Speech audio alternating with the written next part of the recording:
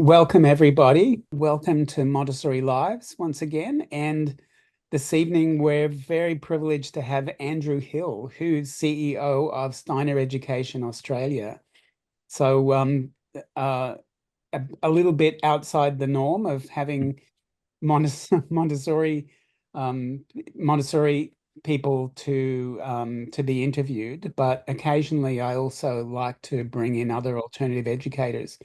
And I Andrew and I know each other because we're part of an organization called TEA, Transforming Education Australasia, which is an organization that's been around for what, 2.5, 3 years now, um, that brings together various alternative education organizations together to try and give greater voice to all of us instead of trying to do our work in our own silos.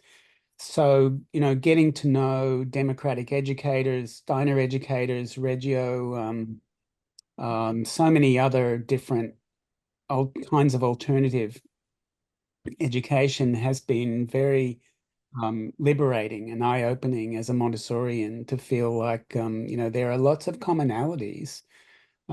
But anyway, let's get started. I'm talking too much. But Andrew, thanks for joining us.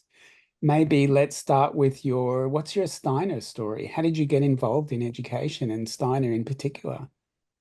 Oh, thanks, Mark. And yeah, good evening, everyone. It's a great pleasure to be here. And yeah, very great honour to be invited to speak to Montessori people, Montessori Lives. So this is a bit of Steiner Lives. So it's a very nice opportunity. And I hope we both learn from each other. I've certainly been reading a lot about Montessori in preparation for this. So maybe I can share a little bit about the Steiner story. Well, look, my own story is I got involved in a very long time ago in my late 20s, and really what I had been an academic, and yeah, just one thing led to another at that stage in my life, and I met up some people who were starting a Steiner school and just got drawn in, as you do at when you're young, and possibly you allow a rush of blood to the head to lead you to jump into things. And I got very inspired by all of that, and left an academic career and joined them and became a Steiner teacher. I was involved in getting that school started over a period of about 10 years.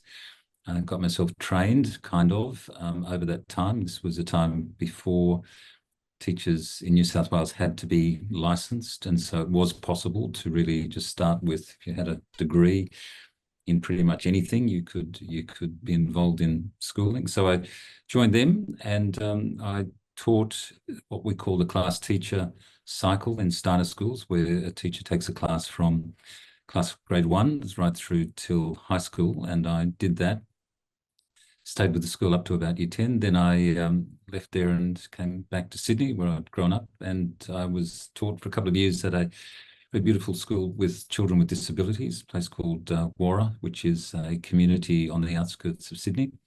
And then I joined Glen and Rudolph Steiner School, which was the first Steiner school in Australia. And I began there and worked there for the next 28 years. And first 14 years of those, I was a classroom teacher, but had a lot of work with management. Those days we had a management structure that was really, I suppose, distributed leadership, participatory leadership. But then the school went through various changes, and I became the chair of the College of Teachers and then the head of school. And I did that for the last 14 years, which I finished a year or so ago, and then hoping to step back and have a rest, but that lasted a couple of weeks, and this current position came up, and I was very honoured to be appointed to that. So now I'm really responsible for as Steiner Education Australia, which is a peak body for all Steiner schools, all 52 Steiner schools in the country. So that's broadly, Mark, my story of how I got into things. What does your role involve now as CEO of SEA? Well, it's a very good question, which I kind of ask myself every day, and think about priorities and what I should be spending my time on. It's been very interesting compared to when you're running a school. school gives you a kind of structure to your day. You know, the day has a certain structure, the month, the year has a structure, and you know, you sort of work through all the things you need to do, and it's very, very rhythmical. And of course, this is not the case. So it's well, a number of things. One is a key part is advocacy on behalf of Steiner schools across the country in relation to regulatory bodies, the government. We have an approved alternate curriculum like Montessori does with a CARA, and we obviously need to maintain that. There's a lot of work in maintaining that. And so that's one thing that does hold all of the Steiner schools in Australia together, is those is that curriculum. So we work to maintain that, and fielding information from schools and issues that people bring questions. We run a website that's a fairly significant resource for schools across the country, and I like to do a lot of visiting schools, speaking. I do a lot of work with talking to parents about Steiner education and making sure that people are well informed. And I do, but I think it's probably one of the key things that I try to do is articulating the principles of Steiner education in a contemporary way, and in a sense being, which I use slightly tongue-in-cheek, evangelizing for the cause. And I'm still, after all these years, still highly enthusiastic about Steiner education, and think it's a major, can be a major contributor to improvement in the world. So I like to try and spread that enthusiasm around as much as possible. Maybe you could do a bit of evangelizing now, because I think, you know, as I've gotten to know you and Shelley Davidow and other Steiner teachers, educators, I've seen that while there are certainly differences between Steiner and Montessori, there's so many commonalities. But I think before I started exploring that, like many other Montessorians, I just kind of assumed that Steiner educators, although they had their heart in the right place, they just hadn't discovered Montessori yet. So maybe you could educate us about what Steiner is exactly and how it works. Right, so Mark, your question was around a little bit about Steiner and perhaps complementary connections. So again, difficult to put a lot of things in a short space, but I think the thing that we share most definitely is this picture of the fact that children go through numbers of stages, that life is not, in a sense, single, which sometimes you get the picture of in mainstream, that certainly when I read curriculum documents, I often get this sense that there is a picture that the children are simply little adults who are they just don't know as much as adults do. They're small, and the task of education is to take all the things that children will need to know, chop them up into bite-sized chunks, and feed it to them on a daily basis. And they'll, by the end of 12, 13 years of education, they'll be ready for university and the big wide world. The thing that I think inspires both of us is this sense that we grow into who we are as adults through these significant stages. And each one of these stages has certain important ways of, like, lenses on the world in how we learn. So both are developmental approaches. Yes, exactly. And in fact, I like, I come across a phrase in reading about Maria Montessori, what she calls, I think, the sensitive periods, where we're ready to learn certain things. And that's certainly a concept that would resonate with Steiner educators. Now, the bigger picture that we look at is also the kind of bigger picture that I think Montessori people you would look at, is that we're educating the whole child. We're not just educating the head, in a sense, the intellect, to fill it up with information. We're educating the whole person to be a contributor to society on many levels. And just roughly, Steiner education sees the child growing through 3 key phases. First one is the early childhood phase, up to around 6. when the child is very much like a kind of sense organ and very open to the world. And our key learning around that stage is through play, through imitation. The child sees things and they process their learning through play, through playing things out. So our first area of our first way of working with children is through play and through concrete materials. So they learn through almost like physical learning. So if they're counting, they'll count with their fingers or with counters. Now That sounds very similar to Montessori's idea of the absorbent mind. So 0 to 6, exactly. but yeah, so where the child is just absorbing whatever's around them through activity, through play. Exactly. She Yep. called work spontaneous activity, which is really play. She referred to as work in the classroom. That's exactly how we see it, that the play is the child's work. Yeah. And it's amazing to see if you allow this, and we talk particularly about self-directed playing. And so the early childhood teacher, their task is to create an environment where using ideally fairly undefined materials, just like pieces of wood and cloth, that the child then works with to create scenarios where they play out things that they have observed, that they're imitating. So whether it's simple things the younger child will do, like parents cooking or making things, to the more older child, the 6-year-olds, when they see things in the world, they will turn all these things through their imagination into the things that they're seeing in the world. So they're working with physical materials and their imagination is turning them into other things. And this is this form of learning where they're processing the new things that are coming to them.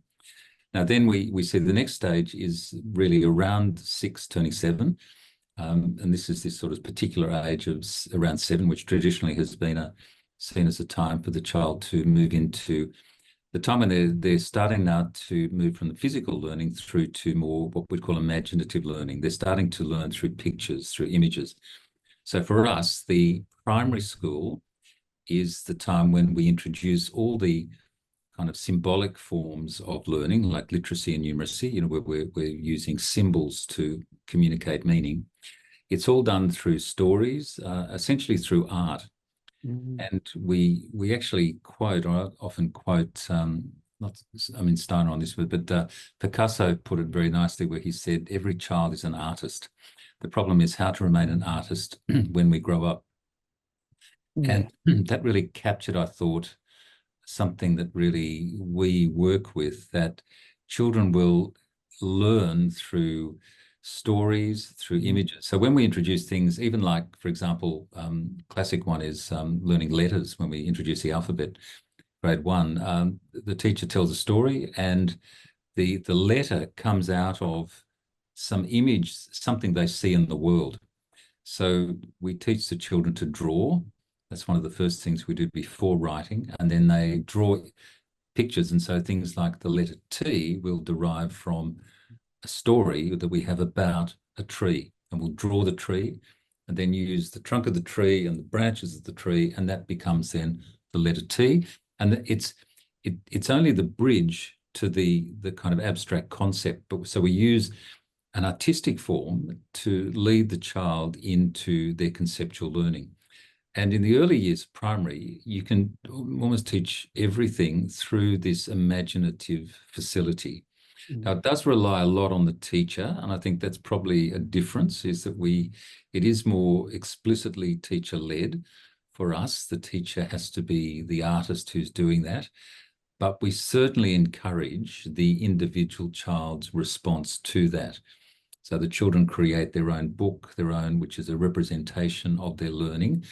And the whole aim of it is to foster that inner work within the child, that they're actually doing the processing themselves internally, inwardly. And then that grows through the later primary. And then around sort of age 11, 12, Steiner suggested this is when we really start to move out of pictures as such, and we start to think more in terms of causal reasoning. So instead of seeing a whole picture of something, we start to see that one thing in the picture causes another thing. And this is the beginning of, I mean, Piaget, I think, called it formal operations, where you start to think causally. This is the beginning of, I think, what the term now is critical thinking, meaning you can see how the elements fit together in any in something, and that becomes our kind of key way of learning in high school. And that, of course, then leads into adults, which is the way that we learn. So the school really has those three kind of stages. Now, of course, within that, there is a huge amount of detail of each stage and how we actually educate in each particular grade level. But again, from what I've read of Montessori education, overall, an enormous similarity in those stages of growing up into how we are as adults. Yeah, I mean, I was just thinking about the parallels of what you were talking about there with the 6 to 12-year-old, which is my area in Montessori, where the idea, Montessori's idea was that the 6 to 12-year-old child has developed imagination and reason to the point where they can picture realities that are not in front of them, so they can learn through imagination. And this is, of course, the time in Montessori where we also tell a lot of stories, the great stories and the um, the big and the not so great lessons and the very good lessons and so on. There's a lot of stories that go on at this time. And then, of course, the adolescent period is more abstract.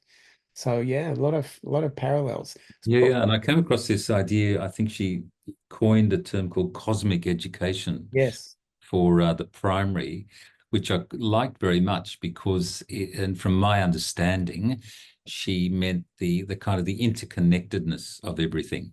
Mm. And what I like about that, and it does speak to us as Steiner educators, is the imagination has this ability to link, to connect everything. See, that's what imagination is. Imagination is not making stuff up, in my understanding. It's not like fantasy. It's actually seeing, having a picture that is an accurate representation of something else. So, for example, when we even something like introducing the 4 operations in grade 1 maths, for example, we'll actually have an image of how each of the operations work. We'll tell a story about a character who actually does those operations, and the character actually goes through those operations, and the child, through their imagination, learn how to add up and subtract and divide and so on through the story that they're hearing about. And then we bring images of the world to the children through pictures and through stories. And you can, in a sense, bring everything to the child through their imagination. And it's I still remember, some wonderful discussions with classes with 6, 7-year-olds where you're talking about very deep stuff. All that's come out of stories and through their imagination. And so we actually have a kind of a story curriculum that runs right through the primary school, where the where each of these stages gradually unfolds. Because you see, the other side is that the child is, the beautiful thing about young children is this sense of connection they have with the world. That's why they're so beguiling. It's why we all love having little children. It's they have this sense of innocence and purity and trust in the world, and they really unconsciously feel this connection. Now, gradually we lose that. It's like the price we pay for growing up and becoming individuals, is we have to lose that unconscious connection with, like, the unity of life.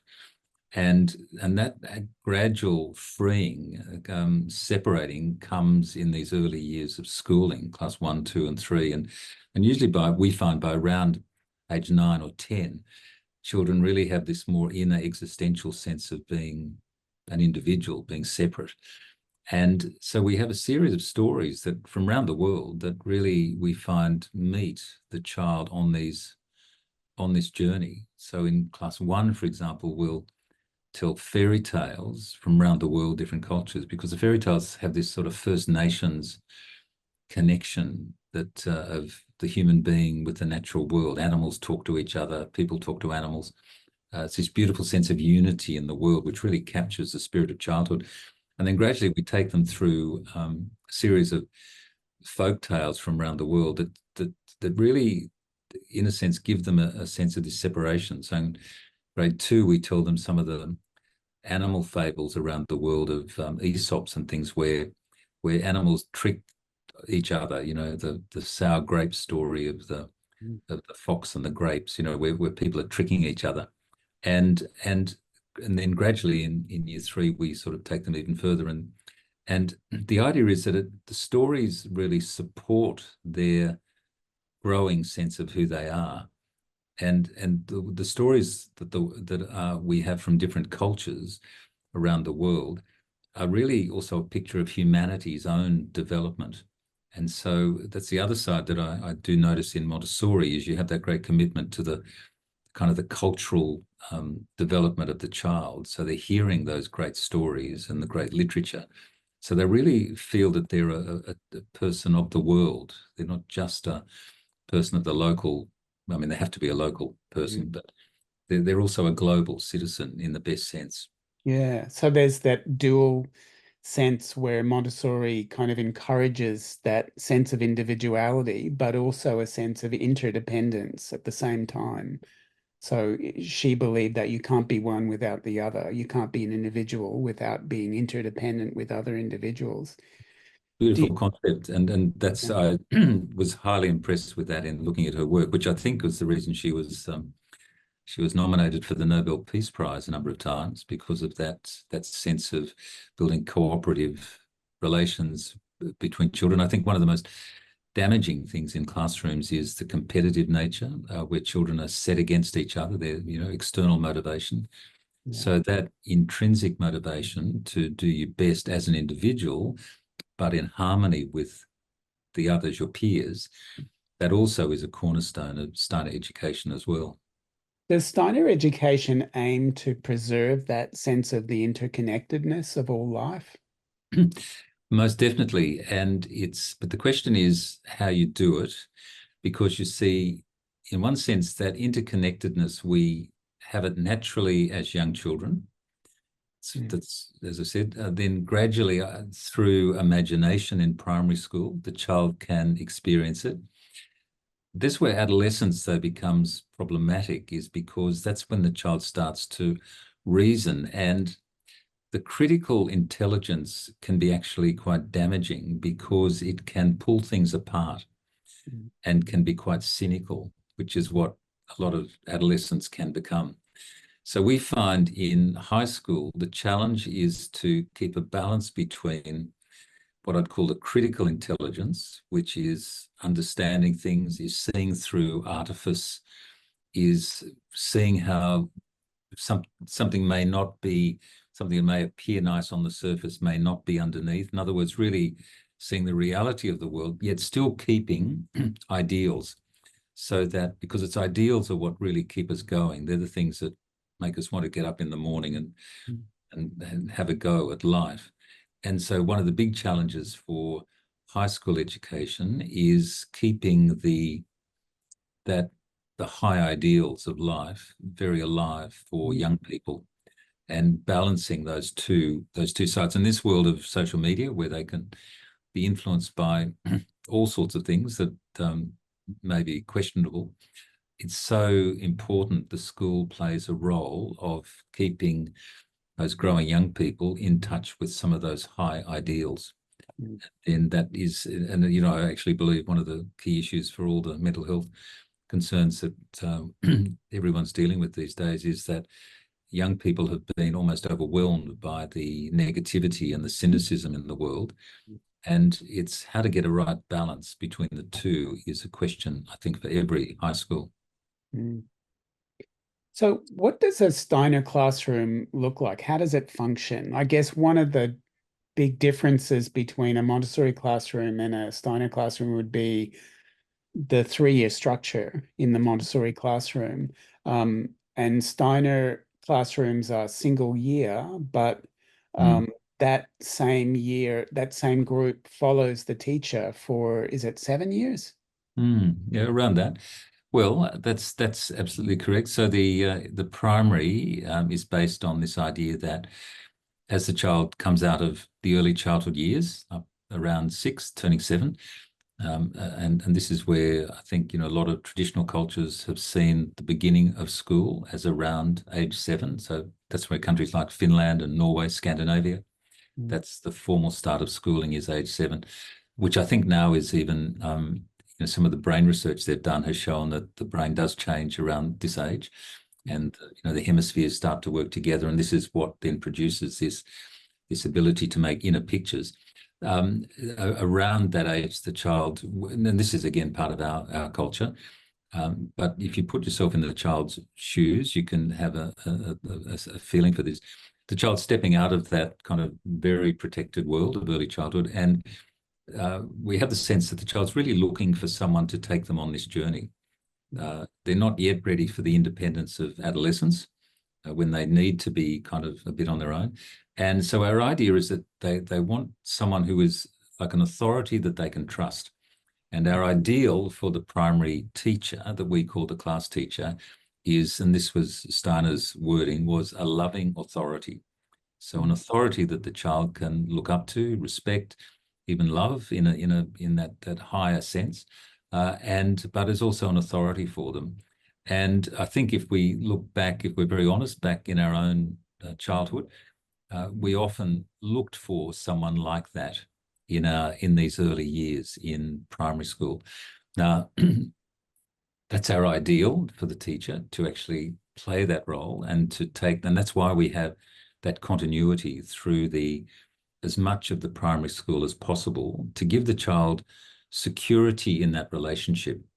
And I've always thought that, certainly having done this myself now, I've done this 3 times. I've taken 3 cycles of classes through the primary school. I have to say, in one sense, you feel totally inadequate to be that guide for children. And you think, oh my gosh, all the things I can't do. Am I being, overconfident in presenting myself as being able to do this? But then what it comes down to is all you can offer is yourself. And what I'm offering is continuity. I will commit to being there 8:30 every morning, to shake the child's hand, look them in the eye, say, hello, how are you? Shake their hand at the end of the day, as we do, little rituals that we have of starting and finishing the day. And then at the end of 1 year, the child will know, yep, he's going to be there the next year. And that gives a wonderful continuity to a security in relationship. So I often see the class teacher role, which does sound, I know from even a contemporary point of view, it can sound very teacher dominated, but that's the idea behind it, is to give the child an experience of we could almost say a secure relationship. Now, at the end of primary school, this naturally comes to an end, and the child around puberty going into, and usually we find around year 6, this is when it starts to become distant and the child wants to break out and start to become an individual. And this is where in Steiner kind of circles, Steiner education circles, we say the teacher has to change, and they have to change from being around the end of primary. They have to change from being for female teachers, they have to change from being like a parent, like a second parent, to being a cool aunt. They've got to be a little bit distant, but someone that the child wants to look up to in a different kind of way. And as the child then moves into high school, we find this is where that earlier solid bond really starts to loosen, and the child is now looking for in their own authority. And so in our high schools, we have quite a different structure where it's just like any ordinary high school. They have subject teachers who teach all the different subjects, and they have a mentor who's their pastoral care person. But I think if you look back on your own high school, as I find when I talk to many people, you'll find that you had, when you were in high school, 1 or 2 teachers that you really respected, you really looked up to, who really had an impact on you and really were quite formative in who you are. And this is something, it's a beautiful thing that happens naturally for the high school student. We say, there's an old phrase that we use where the child they look for their own authority. They choose their own authority in high school, the person that they look up to. And this is part of their burgeoning individuality coming up. And so that's what then it takes on quite a different form than in high school. So that's the kind of the journey from this early childhood kind of very all-embracing, almost mother hen role to this loved authority through to the student then selecting their own authority. And that, but the whole, in fact, just one last thing without going on too long about it. The interesting thing is the aim of it is for the child to develop their own individuality. And it's not to dominate or to be authority for the sake of it. The idea is that each one of us has, in Steiner's terms, a higher self, a higher ego.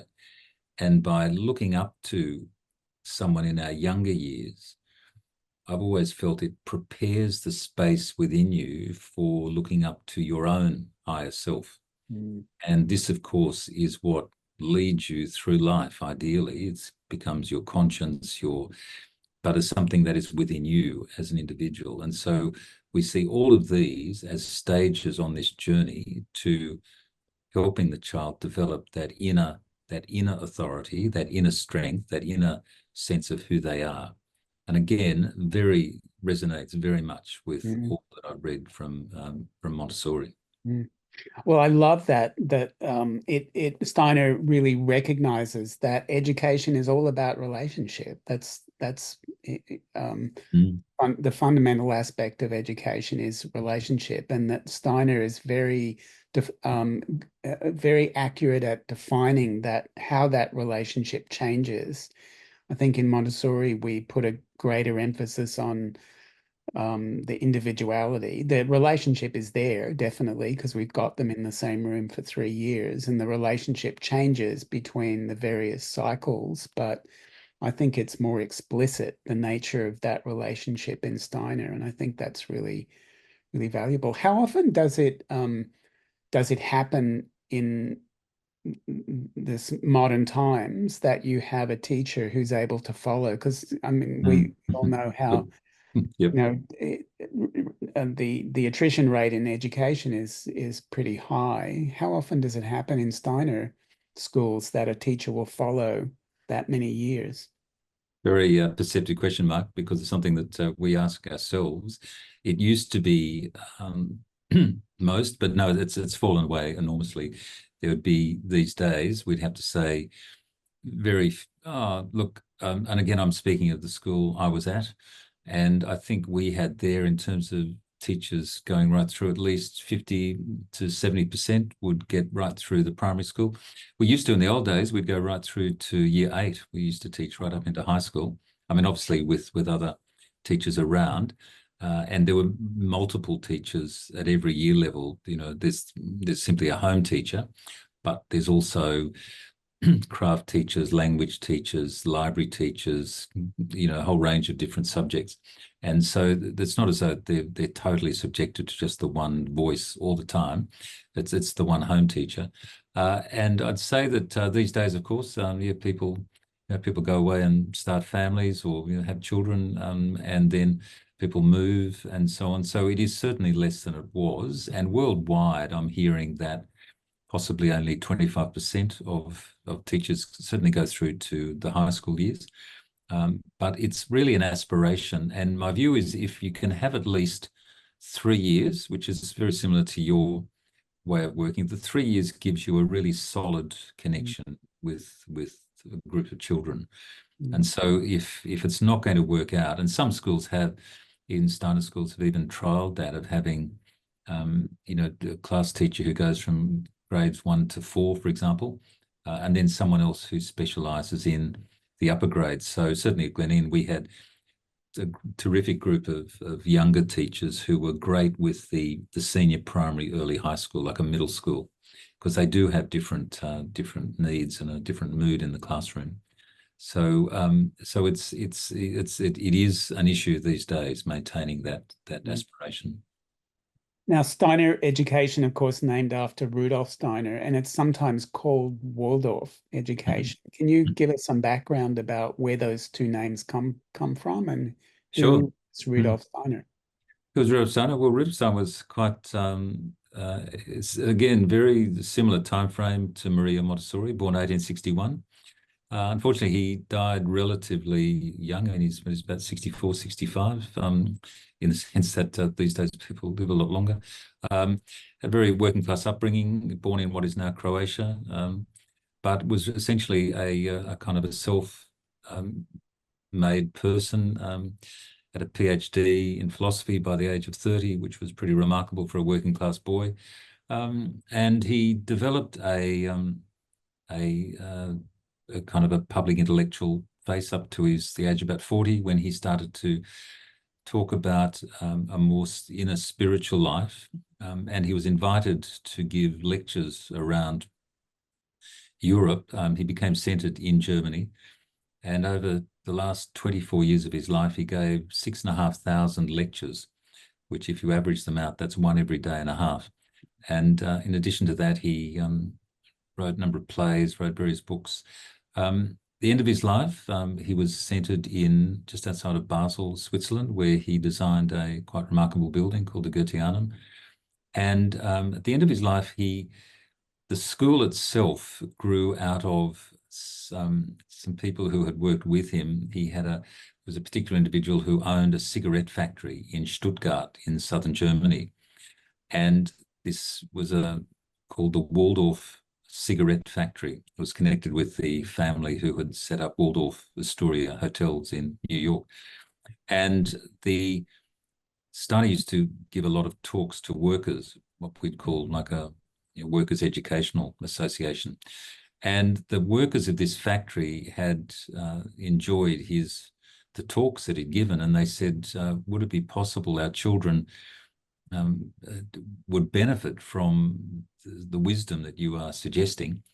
And this coincided with the end of the First World War, when the education system in Germany was obviously devastated, and half the teaching force had been killed.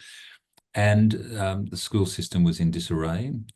And Steiner also recognized that some of the nationalistic thinking that really led to the war was very much connected with the education system.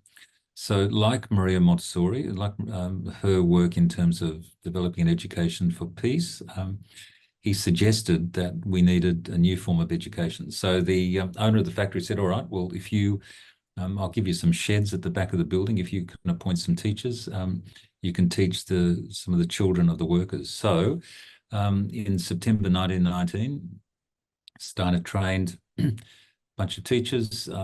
200 children were enrolled in the school in these sheds, and the school was born, and it was called the Free Waldorf School, meaning it was independent, but it was for the children of the Waldorf cigarette factory employees. So exactly like Maria's starting, from what I read, with children of workers who had to go out and work and left the children to their own devices.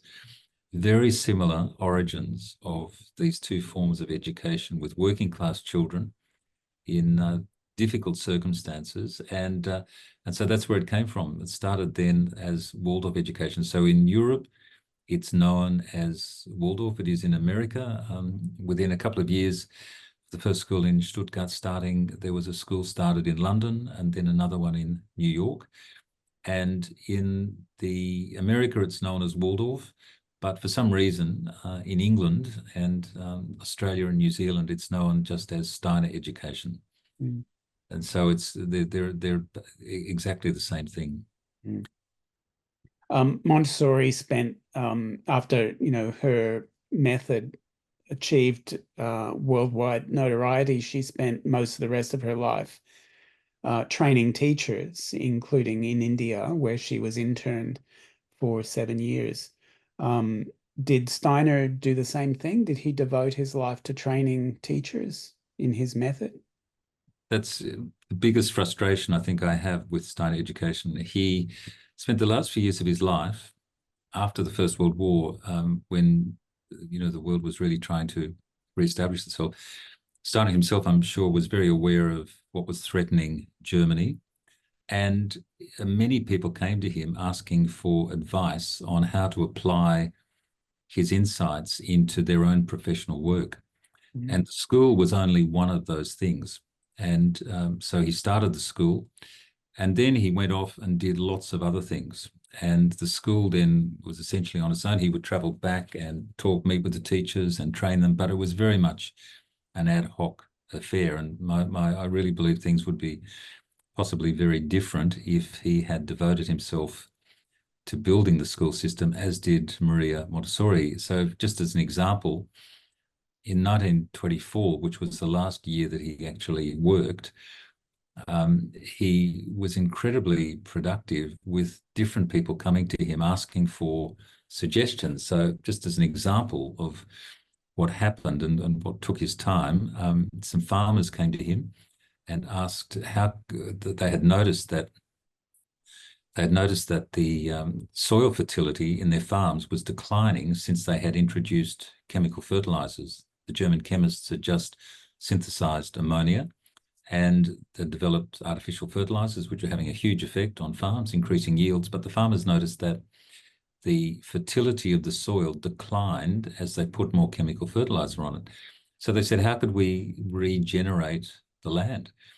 So he went over to what's now Poland and gave 8 lectures to 50 farmers. And he outlined how, in his view, you could regenerate the soil through actually working with natural processes and also, interestingly enough, with the cosmos, with cosmic rhythms.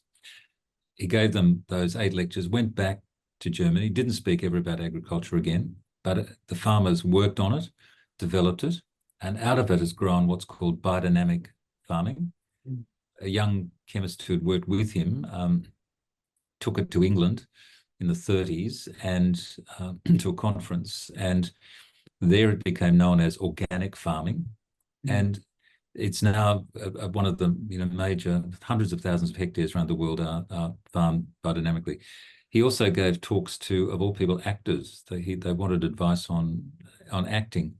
And so he gave a course on theatre and what people could do with acting. And there was a very fine Russian actor called Michael Chekhov, who was inspired by these lectures, ended up going to Hollywood and developed a method of teaching acting that inspired people like Yul Brynner and Marilyn Monroe. And he himself got nominated for the best, the Academy Award for the best supporting actor in an Alfred Hitchcock movie called Spellbound. And all came from this guy listening to Steiner's talk on acting. He also talked about special education. There were children at that time, as Maria Montessori was very active in this field as well. Obviously, children who were disabled in those days often were just locked away in institutions, and teachers came to him and said, how could we improve this? So he gave them a course of lectures on this, and as a result of that, there's now hundreds of communities around the world based on Steiner's indications of supporting children and adults with disabilities that are based on beautiful community, respectful relationships with carers and people with disabilities living together. Now, so they were just 3 things that he did over the course of 1924, and occasionally dropped into the school to see how they were going. So unfortunately, it was a little bit frustrating in that he was not able to do what Maria did in fostering the schools, training more teachers, building things up. So we now have, I think, 1,100 schools around the world. There's some 40,000 teachers, I believe, Steiner teachers around the world. But it could be a lot more. And I think that's one of the frustrations. So what Maria did is, I believe, incredibly impressive. She had the most extraordinary life. And as I think you said to me once, it could even be made into a Hollywood movie. A very rich, diverse life, remarkable person. And but again, they were doing things in different ways. Yeah. You a true Renaissance man. It sounds like Steiner was just thinking in, the same principles in touching so many different fields. Exactly. Mm-hmm. Brilliant. And not only that, but he, the sad thing was that at the time, Germany was really heading into the abyss. And in fact, he was in Munich in 1922, I believe. He was nearly assassinated by some of the Nazi thugs at Munich railway station, narrowly escaped. And I think he had a sense of the terrible things that were coming. And so he was really motivated to get as many things out that were as positive as possible for the future. And that is the remarkable provenance of the work that he's done, is that it has inspired millions of people around the world in all these different fields. So it is something we should be grateful for. You mentioned when you were inspired in your 20s, you got yourself kind of trained. What does Steiner training look like? How do you get trained as a Steiner teacher? Great question. Well, in those days, it was there weren't any formal trainings in Australia. You had to go to England or Europe or America, and I got so involved in starting a school that was just not possible. Mm. And so, training to be a Steiner teacher and I think this is again, it resonates. I'm very happy to be connecting it back to Maria Montessori's work. It's as much an outer development of learning things, learning curriculum, learning methods. There's a huge amount of artistic work that Steiner teachers do. So to be a class teacher, you don't have to be an artist or musician, but you need to be able to sing a song and play an instrument and draw and write poetry and do all of these things. And so a big part of training is actually learning these artistic skills and being confident enough in them that you can use them as we use them really as modalities of learning. So, for example, if we're teaching maths, you need to understand how the child learns maths, but you also need to be able to draw images that will inspire the child out of the stories. You need to be able to tell the story. So the training is a lot of those external things. So obviously all teachers need to be these days, fully licensed as teachers with a proper degree in teacher education.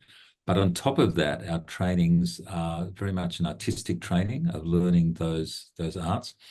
But on top of that, again, is what we like to describe as an inner transformation.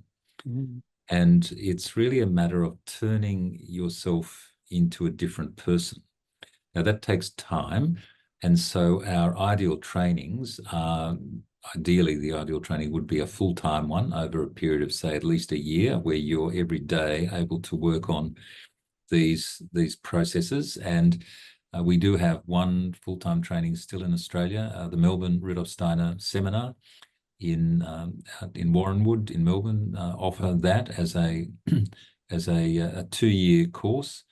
And in that course, there is the first year is a foundational year of working with all these art forms and working with Steiner's suggestions and philosophy. And the second year is then a education course where you look at the application of that into the classroom.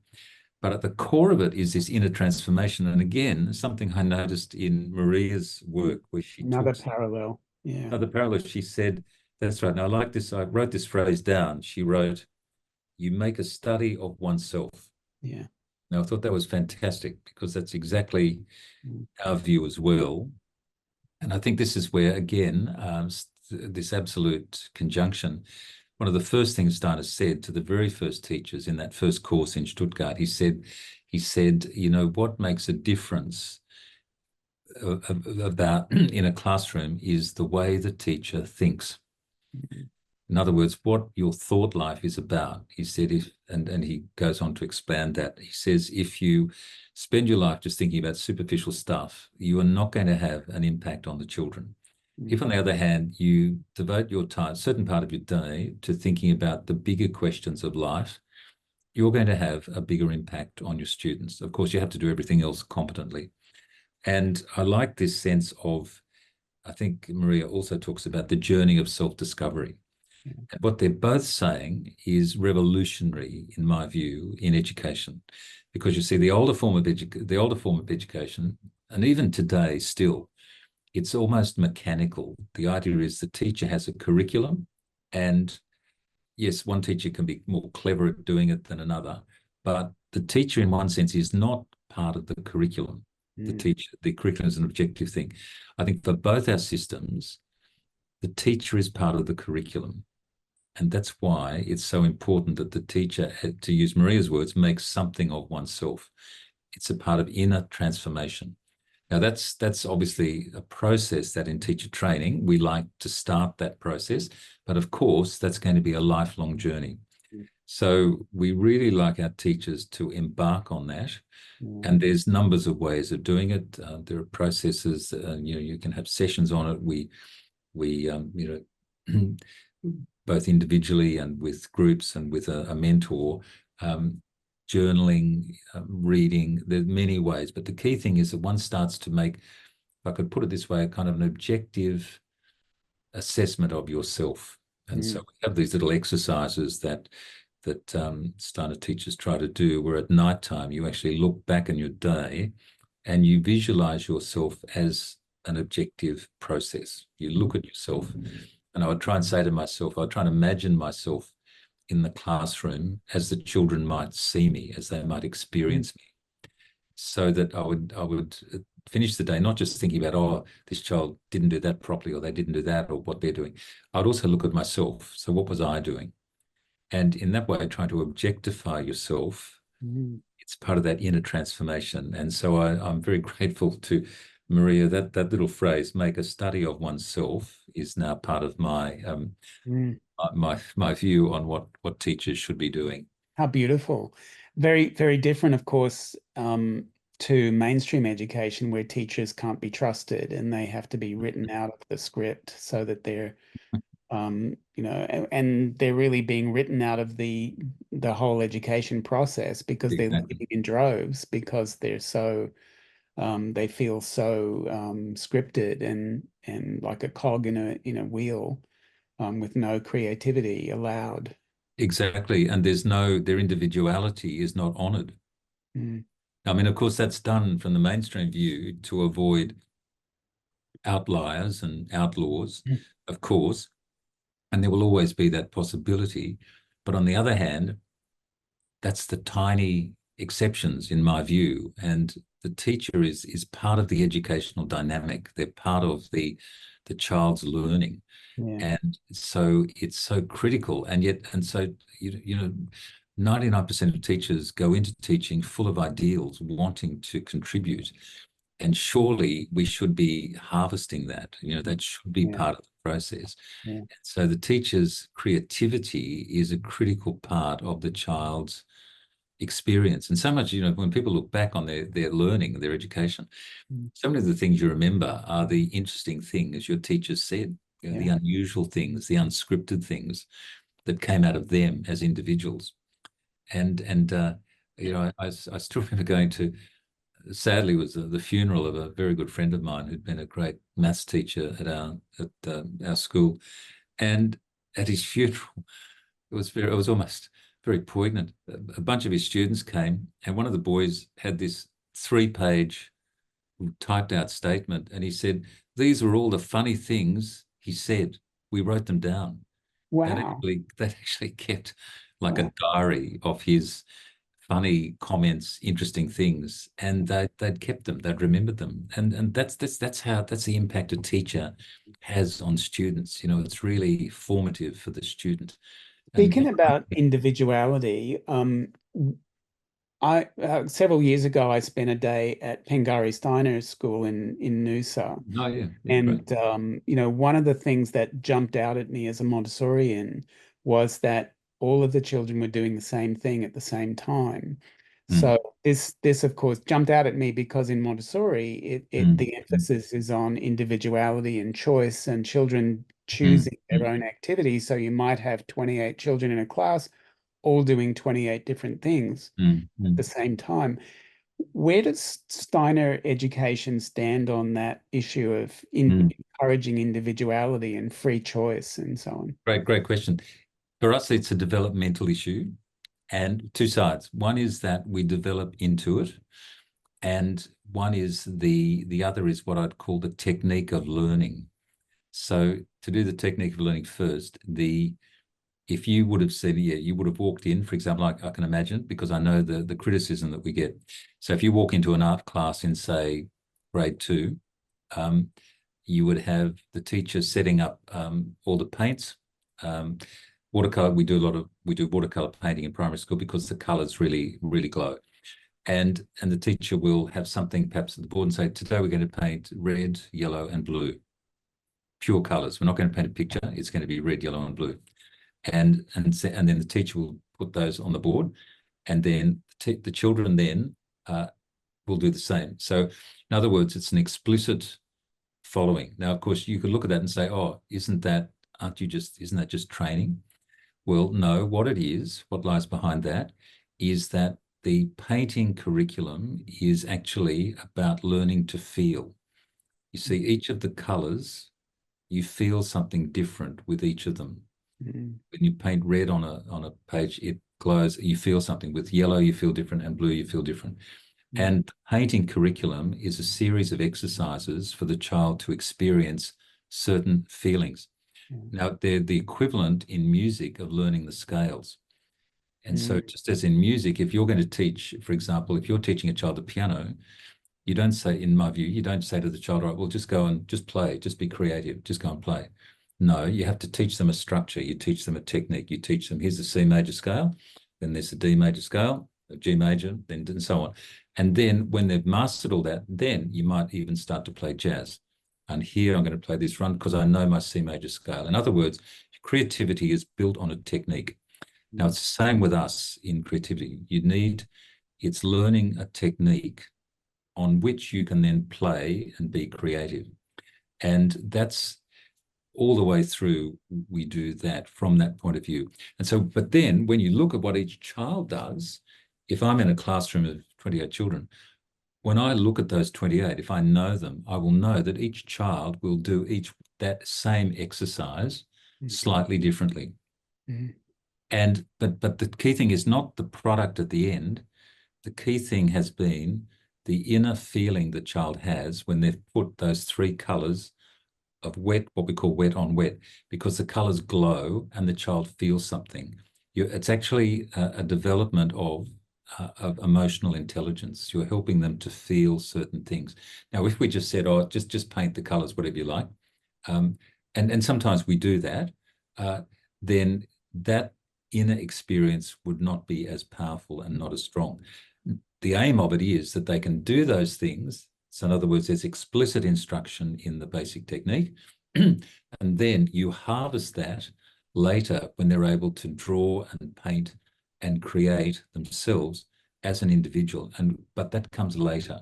Yeah. So what you would have seen, and I think it's a very pertinent observation, what you saw was it would be the equivalent of seeing children learning the C major scale or the G major scale. This is how it's done. It's such an interesting way of explaining it. Thank you for that. I haven't heard it put that way. We're almost out of time, but I wanted to ask you before we go, why aren't there more Steiner schools in the world?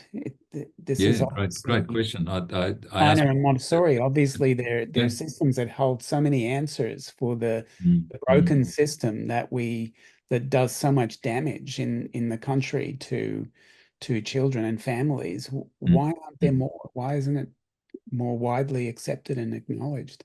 Mark, that's the ultimate question.